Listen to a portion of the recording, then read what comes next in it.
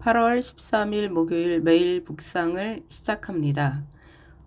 오늘 우리에게 주신 하나님의 말씀은 이사야 25장 1절에서 12절 말씀입니다. 이사야 25장 1절에서 12절 말씀 제가 봉독합니다. 여호와여, 주는 나의 하나님이시라. 내가 주를 높이고 주의 이름을 찬양하오리니 주는 기사를 옛적에 정하신 뜻대로 성실함과 진실함으로 행하셨음이라. 주께서 성읍을 돌 무더기로 만드시며 견고한 성읍을 황폐하게 하시며 외인의 궁성을 성읍이 되지 못하게 하사 영원히 건설되지 못하게 하셨으므로 강한 민족이 주를 영화롭게 하며 포악한 나라들이 성읍이 주를 경외하리이다.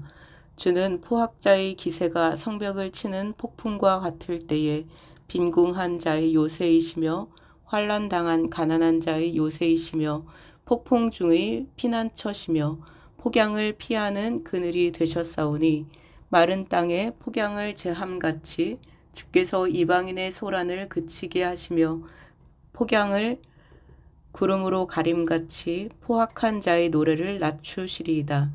만군의 여호와께서 이 산에서 만민을 위하여 기름진 것과 오래 저장하였던 포도주로 연회를 베푸시리니 곧 골수가 가득한 기름진 것과 오래 저장하였던 맑은 포도주로 하실 것이며 또 이 산에서 모든 민족의 얼굴을 가린 가리개와 열방 위에 덮인 덮개를 제하시며 사망을 영원히 멸하실 것이라. 주 여호와께서 모든 얼굴에서 눈물을 씻기시며 자기 백성의 수치를 온 천하에서 제하시리라. 여호와께서 이같이 말씀하셨느니라. 그날에 말하기를 이는 우리의 하나님이시라. 우리가 그를 기다렸으니 그가 우리를 구원하시리로다. 이는 여호와시라. 우리가 그를 기다렸으니 우리는 그의 구원을 기뻐하며 즐거워하리라 할 것이며 여호와의 손이 이 산에 나타나시리니 모압이 거름물 속에서 초계가 밟힘같이 자기 처소에서 밟힐 것인즉 그가 헤엄치는 자가 헤엄치려고 손을 펴같이 그 속에서 그의 손을 펼 것이나 여호와께서 그의 교만으로 인하여 그 손이 능숙함에도 불구하고 그를 누르실 것이라. 내 성벽의 높은 요새를 헐어 땅에 내리시되 진토에 미치게 하시리라. 아멘. 오늘 25장은 어둡고 힘든 현실 가운데 있는 하나님의 백성에게 하나님이 결국 어떻게 일하실 것인가를 보여주는 말씀입니다. 우리는 원하는 일이 이루어지면 하나님께 감사합니다 라고 합니다. 병이 낫거나 문제가 해결되고 기도가 응답되면 하나님께 감사 찬양을 올려드립니다. 그런데 반대로 우리가 원하던 것이 아직 해결되지 않았을 때는 어떻습니까? 감사보다 원망이 먼저 나오기도 하고 찬양보다 한숨이 먼저 나오기도 합니다. 오늘 이사야는 놀랍게도 아직 모든 구원이 완성되지 않았지만 먼저 하나님을 찬양하는 모습을 우리는 볼 수 있습니다.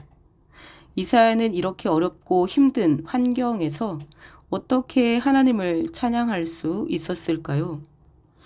그는 하나님의 약속은 반드시 이루어진다는 믿음이 있었기 때문입니다. 1절에서 이사야는 이렇게 고백합니다. 1절입니다. 여호와여, 주는 나의 하나님이시라. 내가 주를 높이고 주의 이름을 찬송하오리니 주는 기사를 옛적에 정하신 뜻대로 성실함과 진실함으로 행하셨음이라. 아멘. 여호와는 나의 하나님이십니다. 고백하며 주님을 높이고 그의 이름을 찬송합니다. 그리고 옛적에 행하셨던 모든 기사를 주님이 하셨다고 고백하고 있습니다. 주님께서 오래전부터 계획하셨던 일을 신실하게 이루셨다는 뜻입니다. 하나님께서는 갑자기 일을 하시는 것이 아니라 오래전부터 계획하시고 약속하신 뜻을 신실하게 이루어 가신다는 의미입니다. 우리는 기도할 때 바로 응답되지 않거나 문제가 쉽게 해결되지 않는 것 같아 보일 때가 있습니다. 그러나 하나님께서는 가장 정확한 때에 가장 선한 방법으로 일하시는 분이십니다. 우리도 뒤돌아보면 그런 경험이 있지 않습니까? 그때는 왜 그런 일이 생겼는지 몰랐는데 지금 뒤를 돌아보니 하나님께서 가장 좋은 길로 인도하셨구나를 고백하게 됩니다. 그래서 믿음은 지금 보이는 현실보다 하나님의 약속을 더 신뢰하는 것입니다. 이사야는 하나님을 이렇게 소개합니다. 4절과 5절입니다. 주는 포학자의 기세가 성벽을 치는 폭풍과 같을 때에 빈궁한 자의 요새이시며 환난 당한 가난한 자의 요새이시며 폭풍 중에 피난처시며 폭양을 피하는 그늘이 되셨사오니 마른 땅의 폭양을 제함같이 주께서 이방인의 소란을 그치게 하시며 폭양을 구름으로 가림같이 포악한 자의 노래를 낮추시리이다. 아멘. 주님은 가난한 자의 요새이시고 환난 중에 있는 빈궁한 자의 요새가 되시며 폭풍을 피하는 피난처가 되신다고 고백합니다. 참 이 말은 따뜻한 표현인 것 같습니다. 가난한 자의 요새가 되시고 환난 중에 있는 빈궁한 자의 요새가 되어주신다. 그리고 폭풍을 만났을 때 피난처가 되어주신다. 그러나 세상은 강한 사람을 찾습니다. 그리고 능력이 있어야 인정을 받고 또 성공해야 존중을 받습니다.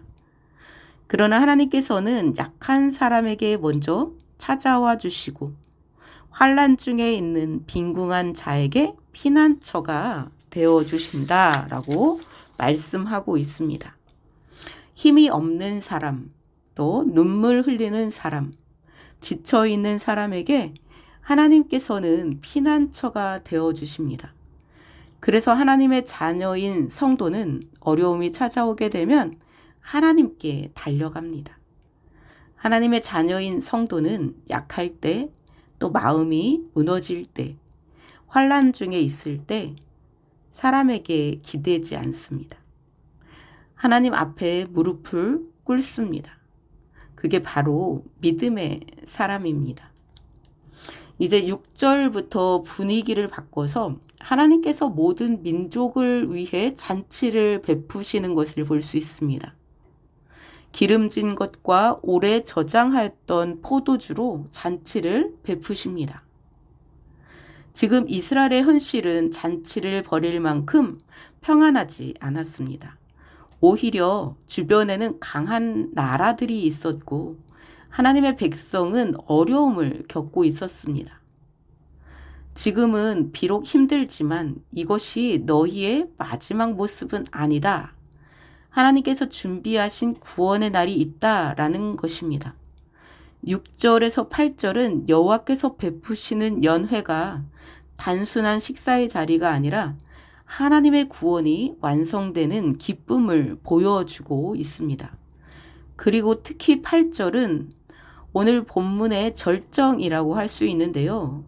8절 보시면 사망을 영원히 멸하실 것이라 주 여호와께서 모든 얼굴에서 눈물을 씻기시며 자기 백성의 수치를 온 천하에서 제하시리라.